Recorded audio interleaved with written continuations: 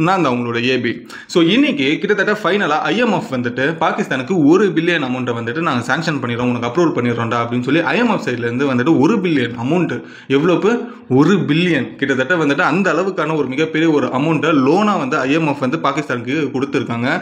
இந்த ஒரு விஷயத்தை ஏன் இந்தியானால தடுக்க முடியலை, ஏன் இந்தியா தாண்டி மற்ற நாடுகள் ஏன் இதை வந்துட்டு தடுக்க முடியல அப்படின்றது ஒரு காரணத்தை தான் இந்த ஒரு வீடியோவில் பார்க்க போகிறோம். அது மட்டும் இல்லாமல் ஐஎம்எஃப் அப்படின்றது எப்படி செயல்படுது, இது எப்படி தான் இவ்வளோ பெரிய அமௌண்ட் வந்து பாகிஸ்தான் அப்படி என்ன சொல்லி தான் வாங்கியிருக்காங்க ஐஎம்எஃப் கிட்ட அப்படின்றது கம்ப்ளீட் டீட்டெயிலாக பார்க்க போகிறோம். ஸோ அது மட்டும் இல்லாமல் இந்த $1 பில்லியன் அமௌண்ட் அப்படின்ற ஒரு விஷயம் பாகிஸ்தானுக்கு கிடைச்சிச்சு.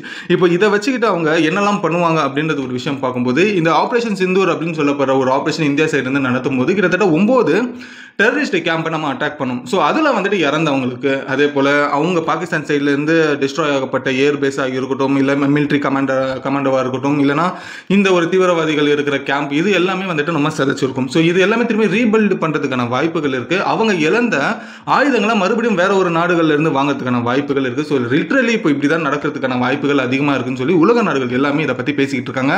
இது ஏன் பாகிஸ்தானுக்கு இந்த $1 பில்லியன் ஐஎம்எஃப் கிட்ட இருந்து கிடைக்கிற இந்த பணத்தை எந்த நாடுமே ஏன் தடுக்கவே முடியல அப்படின்றது தான் ஒரு ஸ்ட்ராங்கான ரீசனை இந்த ஒரு வீடியோவில் பார்க்க போகிறோம். ஸோ வாங்க வீடியோக்குள்ளே போகலாம். நான் தான் உங்களோட A B and welcome to our channel. இன்னும் நம்ம சேனல் சப்ஸ்கிரைப் பண்ணலாம், உடனே சப்ஸ்கிரைப் பண்ணிக்கோங்க. அப்போ தான் இது போல உலகத்தில் நடக்கிற ரொம்ப முக்கியமான விஷயங்களை நீங்கள் வெறும் 10 நிமிஷத்தில் இந்த சேனல் மூலிமா ரொம்ப ஷார்ட் அண்ட் ஸ்வீட்டாக தெரிஞ்சிக்கலாம். அதுக்கு உங்களோட சப்போர்ட்டை சப்ஸ்கிரைப் பண்ணுற ஒரு விஷயத்தில் காமிச்சிக்கோங்க. ஸோ ஃபர்ஸ்ட் விஷயம் எங்கேருந்து ஆரம்பிக்கலாம் அப்படின்றது பார்க்கும்போது ஐஎம்எஃப், இதோட ஃபுல் ஃபார்ம் வந்துட்டு இன்டர்நேஷனல் மானிட்டரி ஃபண்ட். இது என்ன மாதிரி ஒரு விஷயங்கள் எல்லாமே வந்துட்டு செயல்படுத்தும் அப்படின்றது பார்க்கும்போது, இது முழுக்க ஒரு ஃபினான்ஷியல் பேங்க்னு வச்சுக்கோங்களேன். ஏதாச்சும் ஒரு நாடு வறுமையில் இருக்கு அப்படின்றது பார்க்கும்போது அந்த நாட்டோட கவர்மெண்ட் வந்துட்டு இந்த மாதிரி என் நாடு வறுமையில் இருக்கு, எங்கள் நாட்டு மக்கள் பஞ்சத்தில் சாகுறாங்க அப்படின்ற ஒரு விஷயம் ஒரு நிலைமைக்கு போகும்போது எந்த ஒரு நாடு பாதிக்கப்படுதோ அது வந்துட்டு ஐஎம்எஃப் கிட்ட வந்து ரெக்வஸ்ட் பண்ணி இந்த மாதிரி லோன் அமௌண்ட் ஐஎம்எஃப் கிட்ட இருந்து வாங்கிக்கலாம். ஸோ இந்த மாதிரி ஒரு விஷயம் ஒரு சைடு வந்துட்டு பட்டினி, ஒரு பஞ்சம் அப்படின்ற ஒரு நாடுகள் இருக்கும்போது பணம் கொடுத்து உதவும். அதே போல வந்துட்டு வேலை வாய்ப்புகள் அப்படின்ற ஒரு விஷயம் வந்துட்டு உருவாக்கும் இந்த ஐஎம்எஃப். இது எப்படி உருவாக்கும்னா, ஒரு நாடு ரொம்ப டெவலப்பே ஆகலை, பட் ஏதோ ஒரு மிகப்பெரிய ஒரு இன்ஃப்ராஸ்ட்ரக்சர்னால வந்துட்டு டெவலப் ஆகிறதுக்கான வாய்ப்புகள் அதிகமாக இருக்குது அப்படின்ற பட்சத்தில் நிறைய கம்பெனிகள் அந்த நாட்டில் உள்ள வரணும். பட் அந்த உள்ள வரணும்னா அதுக்கான ஒரு இன்ஃப்ராஸ்ட்ரக்சரை வந்துட்டு அந்த நாட்டில் இல்லை, பட் அதை உருவாக்கணும் அப்படின்ற பட்சத்தில் அந்த நாட்டில் பணம் இல்லைன்னா ஐஎம்எஃப் கிட்ட அப்படின்றது ஒன்று வாங்குவாங்க. ஸோ அதே போல் வந்துட்டு எந்த நாடு வந்துட்டு பேங்க்ரப்ட் ஆகுதோ, அதாவது வந்துட்டு ரொம்ப அளவுக்கு அதிகமாக கடன் ஆகி வேற வழியே இல்லை, திவாலாகிற நிலைமையில எந்த நாடு இருக்கோ அந்த நாடுக்கு இந்த ஒரு ஐஎம்எஃப் வந்து பணம் கொடுக்கும். ஸோ பேசிக்காக பார்த்தீங்கன்னா பஞ்சம், அதுக்கப்புறமா வறுமை இருக்கிற நாடுக்கு உதவி பண்ணும். அதே போல வந்துட்டு இன்ஃப்ராஸ்ட்ரக்சரை உருவாகிறதுக்காக வந்துட்டு அந்த ஐஎம்எஃப் உதவி பண்ணும். அதே போல இந்த ஒரு பேங்க்ரப்ட் அப்படின்ற ஒரு விஷயம் எந்த கண்ட்ரி ஆகுதோ அதுக்கு வந்துட்டு இந்த மாதிரி பணம் கொடுத்து உதவும். ஸோ இதுதான் ஐஎம்எஃப் ஓட பேசிக் ஸ்ட்ரக்சர். இப்படி தான் இந்த ஒரு விஷயம் வந்துட்டு செயல்படுது. இதுதான் ஐஎம்எஃப் ஓட வேலை அப்படின்றது தெரிஞ்சுக்கோங்க.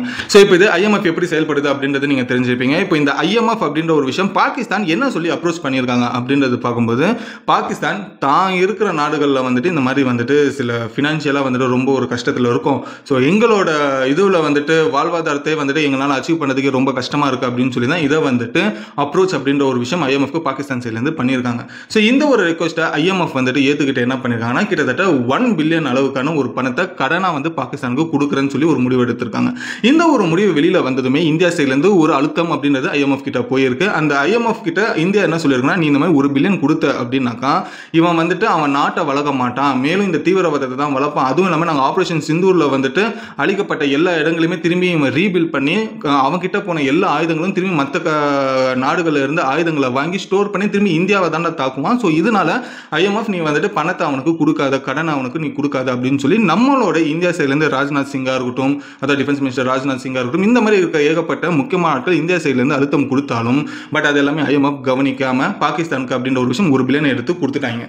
சரி, இது ஏன் பாகிஸ்தானுக்கு வந்துட்டு இந்த மாதிரி ஒரு ஸ்ட்ராங்காக ஐஎம்எஃப் வந்து கொடுத்துருக்காங்க அப்படின்ற பட்சத்தில் ஐஎம்எஃப் ஏன் வந்துட்டு யாரோட பேச்சும் கேட்கல அப்படின்ற பட்சத்தில் ஐஎம்எஃப் கிட்ட வந்துட்டு பாயிண்ட்ஸ் அப்படின்றது ஒன்று இருக்கு. ஸோ இந்த ஷேர் பாயிண்ட்ஸ் வந்துட்டு எது மூலியமா செயல்படும் அப்படின்ற பட்சத்தில் ஒவ்வொரு கண்ட்ரில இருந்து ஐஎம்எஃப்க்கு எந்த அளவுக்கு ஒரு பர்டிகுலர் பெர்சன்டேஜ் அமௌண்ட்டை ஒவ்வொரு நாடும் கொடுக்கணும். ஸோ இது ஒரு ரூல்ஸாக இருக்கு. அப்படி ஒரு அடிப்படையில் வந்துட்டு இந்தியா சொல்லியும் ஏன் பாகிஸ்தானுக்கு ஃபண்ட் ரிலீஸ் பண்ணாங்கன்னா, ஐஎம்எஃப் ஷேர் பாயிண்ட்ல இந்தியா வெறும் 2.3% மட்டும்தான் இருக்கு.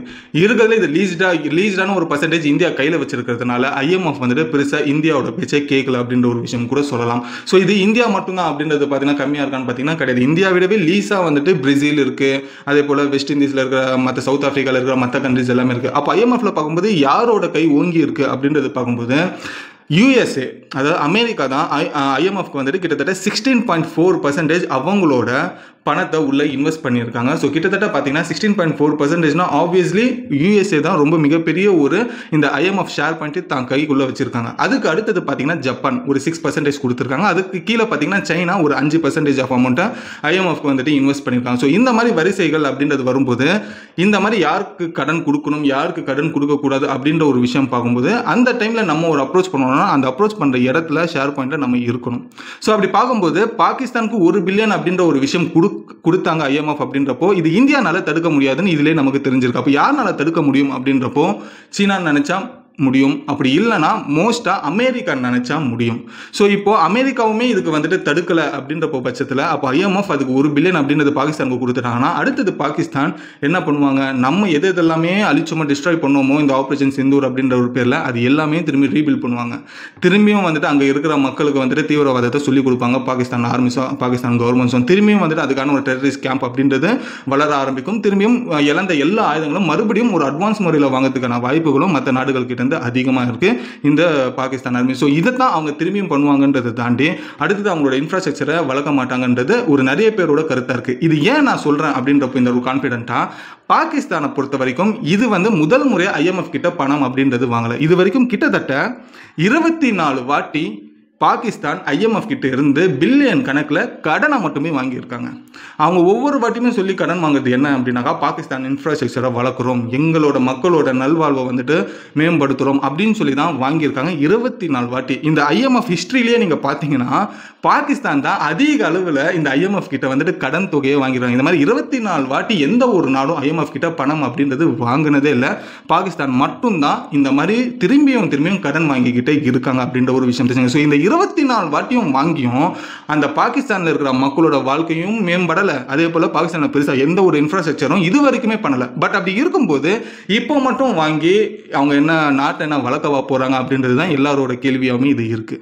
அப்போது நம்ம இதிலே தெரிஞ்சிருக்கோம், அமெரிக்கா நினச்சா முடிச்சிருக்கலாம், அவங்களுக்கு நீங்கள் $1 பில்லியன் தராத திரும்பி அவங்க வந்துட்டு இதே போல் வந்துட்டு டெரரிசம் அப்படின்ற ஒரு விஷயத்தை வளர்ப்பாங்க, திரும்பி மற்ற நாடுகள் மேலே போர் அப்படின்ற ஒரு விஷயம் கொடுப்பாங்கன்னு சொல்லி யூஎஸ் நினச்சிருந்தா இந்த $1 பில்லியனை தடுத்திருக்கலாம். பட் டைரக்டாவோ இன்டைரக்டாவோ இந்த ஒரு ஐஎம்எஃப் ஃபண்ட் ரிலீஸ் ஆனதுக்கு அமெரிக்காவுமே ஒரு காரணம் ஆயிடுச்சு அப்படின்றது தான் சொல்லப்படுது. பட் இதை தாண்டி இப்போ எனக்கு தெரிஞ்சு இந்த $1 பில்லியனை வச்சு பாகிஸ்தான் ஆர்மிஸாக இருக்கட்டும் இல்லை பாகிஸ்தானோட பொலிட்டிஷியன்ஸாக இருக்கட்டும் இந்த $1 பில்லியனை வச்சு பலூச்சிஸ்தானை வந்துட்டு தனி நாடாக கேட்டிருக்கிற பலூச்சிஸ்தான் மக்களுக்கு எதிராக கூட இவங்க போர் நடத்துறதுக்கான வாய்ப்புகள் இருக்குது. அதே போல் இந்தியா சைட்லையுமே இந்த ஒரு ஆப்ரேஷன் சிந்தூர் அப்படின்றது கண்டினியூ ஆகிறதுக்கான வாய்ப்புகளும் இருக்குது. ஏன் அப்படின்னாக்கா நீங்கள் ஒரு சின்ன விஷயத்தை யோசிச்சிங்கன்னா சீஸ் ஃபயர் அப்படின்றது இப்போதைக்கு நம்ம கிட்ட போர் நிறுத்தம் மட்டும் தான் பண்ணியிருக்கோம். பட் இதுக்கான ஒரு முடிவு அப்படின்றது வரல. பட் இந்த சீஸ் ஃபயர் அப்படின்றது பாகிஸ்தான் கிட்ட இருந்து ஃபர்ஸ்ட் ஒரு அப்ரோச் வந்தது. பட் அதுக்கான ஒரு அப்ரோச் அவங்க கிட்ட பணம் இல்லையா, போதுமான அளவுக்கு ஆயுதங்கள் இல்லைனாலும் இது சீஸ் ஃபயர் பண்ணாங்களா, இந்த ஒரு ஐஎம்எஃப் கிட்ட இருந்து நம்ம பணம் கேட்டிருக்கோமே அந்த பணம் வந்ததுக்கு அப்புறம் பார்த்துக்கலாம்னு சொல்லிட்டு இப்போதைக்கு பிரேக் விட்டுருக்காங்களான்றது ஆண்டவனுக்கு தான் வெளிச்சம். பட் இது வரைக்கும் என்ன விஷயம் அப்படின்றது தெரியல. பட் இப்போதைக்கு $1 பில்லியன் அமௌண்ட்ன்ற ஒரு விஷயம் பாகிஸ்தானுக்கு கிடைக்க போகுதுன்றது எந்த ஒரு சந்தேகமும் இல்லை. சரி, இது ஒரு விஷயம் இருந்தாலும் இப்போ ரீசெண்டாக நிறைய பேப்பர்ஸ் நான் படித்தது என்ன அப்படின்னாக்கா பாகிஸ்தானை பொறுத்த வரைக்கும் அங்கே இருக்கிற பிரைம் மினிஸ்டருக்கு தாண்டி அங்கே இருக்கிற பாகிஸ்தான் ஆர்மிஸ்க்கு தான் அதிகமாக ஒரு விஷயம் டிசிஷன்ஸ் அப்படின்றது மேக் பண்ணுறாங்க அப்படின்றது சொல்லப்படுது. காரணத்துக்கு இப்போ ஷெபாஸ் ஷெரீப் பிரைம் மினிஸ்டர் வந்துட்டு போர் போதும்பா இந்தியா கூட அப்படின்னு சொல்லி அவர் முடிவு எடுத்தார்னா அங்கே இருக்கிற பாகிஸ்தானோட ஆர்மி சீஃப் முனீர் வந்துட்டு அதே எப்படி நீ சொல்லலாம், இறந்தவங்க வந்துட்டு பாகிஸ்தானோட டெரரிஸ்ட், அதே போல் வந்துட்டு நம்மளோட பாகிஸ்தானோட ஆர்மியோட சோல்ஜர்ஸுமே இறந்துருக்காங்க, ஸோ இதுக்கு நாங்கள் தக்க பதிலடி கொடுக்கணும் அப்படின்னு சொல்லி இதை திரும்பி முனீரும் கையில் எடுக்கிறதுக்கான வாய்ப்புகள் இருக்குது. பட் இதை சீஃப் மினிஸ்டர் முடிக்கணும்னு நினைச்சா கூட முனீர் அப்படின்றது இந்த ஆர்மி சீஃபோட இருக்கிற முனீர் வந்துட்டு திரும்பியும் வந்து இதை ஆரம்பிக்கணும் அப்படின்னு அவர் நினைச்சா இது திரும்பியும் ஆரம்பிக்கப்படலாம் அப்படின்றது தான். பட் இதுக்கான ஒரு முடிவு 2 பேருமே ஒன்றா எடுத்தால் மட்டும்தான் இதுக்கான ஒரு சொல்யூஷன். பட் அது இப்படி ஒரு முடிவு எடுப்பாங்களா பாகிஸ்தானில் அப்படின்ற ஒரு விஷயம் தெரியல. ஸோ இதுதான் ஐஎம்எஃபோட கம்ப்ளீட்டான ஒரு விஷயம். ஸோ இதனால தான் இந்தியானால தடுக்க முடியல ஐஎம்எஃப் கொடுக்குற அந்த $1 பில்லியன் அமௌண்ட் அப்படின்ற ஒரு விஷயம் பாகிஸ்தானுக்கு இப்போ போயிருக்கு. ஸோ இதனால தான் கைமீறியும் போயிருக்கு இந்த ஒரு சிச்சுவேஷன்றது தெரிஞ்சுக்கோங்க. ஸோ இது நினச்சா யூஎஸ்மே தடுத்துருக்கலாம். பட் அவங்களுமே எந்த ஒரு இதுக்கான ஒரு விஷயங்களை மேற்கொள்ளலை அப்படின்றது எந்த ஒரு மீடியாலுமே பெருசாக பார்க்க முடியல. ஸோ இந்த ஒரு விஷயம் உங்களுக்கு யூஸ்ஃபுல்லாக இருந்தது அப்படின்னாக்கா லைக் பண்ணுங்க, உங்களோட ஃப்ரெண்ட்ஸ் அண்ட் ஃபேமிலிஸ்க்குமே இந்த வீடியோ ஷேர் பண்ணுங்க. நீங்கள் தெரிஞ்சுக்கிட்ட மாதிரி உலக விஷயங்களை அவங்களுமே தெரிஞ்சுக்கிட்டும் உலக அரசியலை பற்றி. ஸோ இன்னும் நம்ம சேனல் சப்ஸ்கிரைப் பண்ணணும், உடனே சப்ஸ்கிரைப் பண்ணிக்கோங்க. நீங்கள் என்ன நினைக்கிறீங்க, பாகிஸ்தானுக்கு இப்போ $1 பில்லியன் அமௌண்ட் அப்படின்ற ஒரு விஷயம் கிடைச்சிருக்கு, அடுத்தது பாகிஸ்தான் அவங்களோட நாட்டை இன்ஃப்ராஸ்ட்ரக்சரை வளர்ப்பாங்களா இல்லை மறுபடியும் வந்துட்டு இந்த தீவிரவாதம் அப்படின்ற ஒரு விஷயத்துக்கு இன்வெஸ்ட் பண்ணுவாங்களா, உங்களோட கருத்து என்ன அப்படின்றதுமே கமெண்ட் சொல்லுங்கள், நானும் படித்து தெரிஞ்சுக்கிறேன். ஸோ இதோட இந்த வீடியோ முடிச்சுட்டு அடுத்த ஒரு சூப்பரான வீடியோவில் உங்களை வந்து நான் பார்க்குறேன். And then bye bye AV.